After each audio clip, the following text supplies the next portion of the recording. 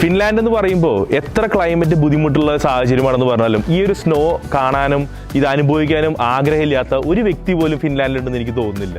അത്ര രസകരമാണ് ഈ ഒരു വിൻ്റർ ടൈം. എനിക്ക് തോന്നുന്നു ഡേ ലൈറ്റ് കുറയുന്ന വിൻ്ററിൻ്റെ ഒരു നേരത്ത് ഈ സ്നോയിങ് ആണ് നമ്മളെ ഏറ്റവും രസകരമായിട്ട് നല്ലൊരു മാനസികാവസ്ഥയിൽ കീപ്പ് ചെയ്യുന്നത്.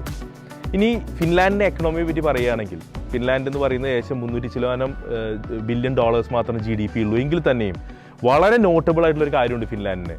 അതായത് ഏറ്റവും വലിയ എക്കണോമി നമ്മൾ പറയുന്ന ജർമ്മനിയോ ഫ്രാൻസോ UK അവരുടെ പെർ ക്യാപിറ്റ ഇൻകം എത്ര, അവരുടെ വരുമാനം, അതുപോലെ അവിടെ എത്ര പോപ്പുലേഷൻ, അങ്ങനെ നോക്കുമ്പോൾ ഒരു ഗവൺമെൻറ് എന്തുമാത്രം ഒരു സിറ്റിസണിലേക്ക്, ഒരു പൗരനിലേക്ക് ബെനിഫിറ്റുകളായിട്ട് കൊടുക്കാൻ സാധിക്കും എന്നതിൻ്റെ ഒരു തെളിവാണ് പെർ ക്യാപിറ്റ ഇൻകം.